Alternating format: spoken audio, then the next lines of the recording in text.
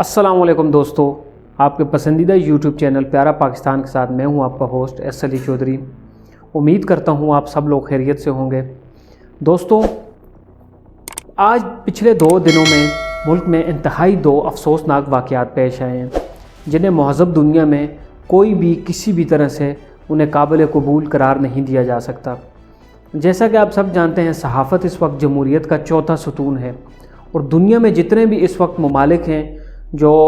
किसी भी तरह से इंसाफ की रैंकिंग में, आज़ादी इज़हार राय की रैंकिंग में, अपने शहरियों को बुनियादी सहूलियात की फ़राहमी की रैंकिंग में जो दुनिया में पहले नंबर पे हैं, उन सब में आज़ादी सहाफ़त को एक अहम दर्जा हासिल है। लेकिन बदकिस्मती से हमारे मुल्क में 2018 के इलेक्शन के बाद दिन ब दिन आज़ादी सहाफ़त पर मुख्तलिफ़ किस्म की गैर एलानिया कतगनें लगाई जा रही हैं। 2018 के इलेक्शन के बाद हमारे मुल्क में मीडिया के ऊपर एक ख़ास किस्म का दहावा बोला गया है। बहुत सारे एंकर्स की, बहुत ज़्यादा सहाफ़ियों की ज़बानबंदी की गई है, उनके ऊपर हमले किए गए हैं, उनके प्रोग्राम रुकवाए गए हैं, उनके ट्वीट्स जो हैं तो वो वापस करवाए गए हैं, ऑन एयर प्रोग्राम तक रुकवाए गए हैं। जिस तरह आप हामिद मीर साहब का प्रोग्राम देख लें कि गुज़िश्ता 20 सालों में पहली मरतबा है कि वो इमरान खान के दौर हुकूमत में, जिससे वो दिन रात रियासत मदीना कहते हुए नहीं थकते, पहली मरतबा उनका प्रोग्राम रोका गया है, वो ऑन एयर नहीं हो रहा। और इससे अलावा बहुत सारे और ऐसे साफ़ी हैं, तलत हुसैन हैं, रऊफ़ कलासरा, अब्दुल मालिक, बहुत सारे ऐसे साफ़ी हैं जिनके ऊपर इस किस्म की पाबंदियाँ लगाई गई हैं, उनकी ज़बानबंदी की गई है। अभी कल ही पीर के रोज़ जो सबसे ज़्यादा अफसोसनाक वाक़या पेश आया है वो मुल्क के मशहूर व मारूफ़ एंकर पर्सन ARY न्यूज़ से जिनका ताल्लुक़ है, जिन्हें पूरा पाकिस्तान जानता है, इकरार उल हसन साहब, उनके ऊपर हमला किया गया कराची में। ये हमला किसी आम ग्रोह की तरफ से, किसी आम शहरी की तरफ से नहीं, बल्कि मुल्क के एक मोतबर इदारे IB यानी कि इन्वेस्टिगेशन ब्यूरो की जानिब से किया गया है। और सिर्फ हमला करना ही, अगर सिर्फ हमला करने तक ही होता तो फिर भी बात काबिल कबूल थी। उनके ऊपर बाकायदा उन्हें गिरफ़्तार करके गैर कानूनी उन्हें हिरासत में रख के उन्हें बदतरीन किस्म के टार्चर से गुजारा गया है। बकौल इकरार उल हसन के उन्हें और उनके टीम के बाकी मेम्बरान को बिजली जो बरकी आलात होते हैं उनके साथ झटके दिए गए। इकरार उल हसन का तो ये भी कहना है कि जो उनके टीम के बाकी 2 साथी थे, तकरीबन ये कुल मिला के 7 अफराद थे, जिनमें प्रोड्यूसर, कैमरामैन और बाकी जो दीगर स्टाफ था, इनको बदतरीन किस्म का जो टार्चर और इनके ऊपर तशद्दुद किया गया। इकरार उल हसन ये बताते हैं कि उनके 2 साथियों को जो बिजली के करंट के झटके होते हैं, नाज़ुक एज़ा पे, वहाँ वो सलूक भी उनके साथ किया गया है। ख़ुद इकरार उल हसन की अब अगर आप फुटेजेस देखेंगे तो उनके सर से बहुत ज़्यादा शदीद खून आ रहा है, जो कि खून काफ़ी टाइम गुजरने के बाद आप देखेंगे उन फुटेजेस में उनके बालों में जम गया था। और कहा जाता है कि ARY न्यूज़ के जो मालिक हैं उन्होंने फ़ोन करके किसी तरह उनकी जान बख्शी करवाई, तब उन्हें छोड़ा गया।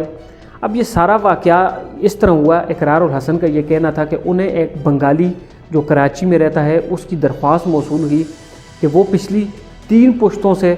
उसके आबाओ अजदाद, उसके वालिद, उसके दादा कराची ही में रहते थे, यहीं पे पैदा हुए, यहीं पे फोत हुए। लेकिन आप जानते हैं कि नेशनल एक्शन प्लान के बाद कराची में जितने भी गैर मुल्की हैं उनके ख़िलाफ़ एक क्रैक डाउन हुआ था, उनके ख़िलाफ़ सख्ती हुई थी बशमूल अफ़गानों के। तो वो जो बंगाली था उसने इकरार उल हसन से ये दरख्वास्त की, मैं जब भी नादरा के ऑफिस जाता हूँ मुझे बार बार वहाँ से भेज दिया जाता है कि आप IB से अपनी तस्दीक करवा के लाओ कि आप मशकूक नहीं हो और आप पाकिस्तानी हो। जब वो IB के पास गया तो IB के एक अफसर ने उसे कहा कि 60,000 रुपया तुम मुझे दो तो मैं तुम्हें तस्दीकी जो वेरिफिकेशन सर्टिफिकेट होता है वो बना के दे दूँगा। तो उसने कहा मैं गरीब आदमी हूँ, मेरे पास 60,000 नहीं है, इस सारे केस की वजह से मैं कहीं मजदूरी भी नहीं कर सकता, जहाँ भी जाता हूँ पुलिस मुझे पकड़ लेती है, तो मैं बड़ा परेशान हूँ। तो जब इकरार उल हसन ने अपने SOPs के मुताबिक उस सारे वाक़े की उन्होंने वेरिफिकेशन की, उससे मिले उनकी टीम के मेंबर, तो उन्होंने कहा कि हम आपका केस लड़ेंगे और हम ये जो एक इतने मोतबर इदारे में IB जो आवाम के टैक्सों से चल रहा है, जिन्हें आवाम के टैक्सों से खून पसीने की कमाई से उन्हें मुराद तनख्वाहें अलाउंसेस दिए जाते हैं, वहाँ भी अगर इस किस्म की काली बेड़ें हैं तो हम उसे ज़रूर बेनकाब करेंगे। तो अपने स्टिंग ऑपरेशन के ज़रिए, जिस तरह वो इससे पहले भी माजी में आपने उनके काफ़ी मशहूर स्टिंग ऑपरेशन अपनी TV स्क्रीन पर देखे होंगे, तो उन्होंने उन लोगों पर भी जो उनको बेनकाब करने का एक प्लान बनाया, एक मंसूबा बनाया। इकरार उल हसन कहते हैं कि जब फ़ोन पे मेरी टीम मेंबर्स की उस इंस्पेक्टर के साथ बात हुई तो उसने कहा कि आप मुझे पहले कुछ पैसे दे दें, बाकी काम के बाद मैं आपसे लूँगा। تو 20,000 کی ایک قسط اسے ادا کی گئی، اس کے بعد 24,000 دوبارہ دیے گئے، اور تیسرے جس دن یہ وقوع پیش آیا، جس دن اقرار الحسن اور ان کی ٹیم کے اوپر تشدد کیا گیا، اس دن بھی انہوں نے 12,000 روپے اسے دیے۔ اب یہ سارا واقعہ اقرار الحسن اس طرح بیان کرتے ہیں کہ جب یہ ساری چیزیں ریکارڈ ہو گئیں، ہم اس کو یہ ساری چیزیں ہمارے کیمرے میں محفوظ ہو گئیں، جہاں جہاں وہ ہم سے پیسے لیتا رہا، صدر میں ہمیں ایک ہوٹل میں ملا، وہاں اس نے ہم سے پیمنٹ کی، یہ جو لاسٹ پیمنٹ 12,000 کی تھی۔ تو اس کے بعد اقرار الحسن کہتے ہیں کہ میں اس کے سامنے آیا اور اسے بتایا کہ یہ جو تم کام کر رہے ہو یہ سارا ہم نے ریکارڈ کر لیا ہے، اور اب تمہیں قانون کا سامنا کرنے پڑے گا، اور یہ پروگرام ٹی وی پہ چلے گا۔ تو اس کے بعد وہ کہتے ہیں کہ وہ دھمکیوں پہ اتر آیا، اور اس نے اپنی ٹیم کے باقی ممبران کو بلا کے، یہ آئی بی کے دفتر کے گیٹ پہ کھڑے تھے، انہیں اندر لے جا کے بند کر دیا، غیر قانونی حراست میں رکھا گیا، اور ان کے ساتھ تشدد کیا گیا۔ ان کے موبائل فون لے لیے گئے، ان سے ان کے کیمرے لے لیے گئے، لیکن اقرار الحسن کہتے ہیں کہ ہماری خوش قسمتی تھی کہ جو ARY نیوز کے مالک تھے، یہ خبر ان تک پہنچ گئی، اور انہوں نے پھر مداخلت کر کے کہیں اور فون کر کے پھر ان سب کی بازیابی کروائی۔ اب یہ جو اقرار الحسن کے ساتھ تو جو ہو گیا سو وہ ہو گیا، انتہائی افسوسناک واقعہ تھا۔ کسی بھی ملک میں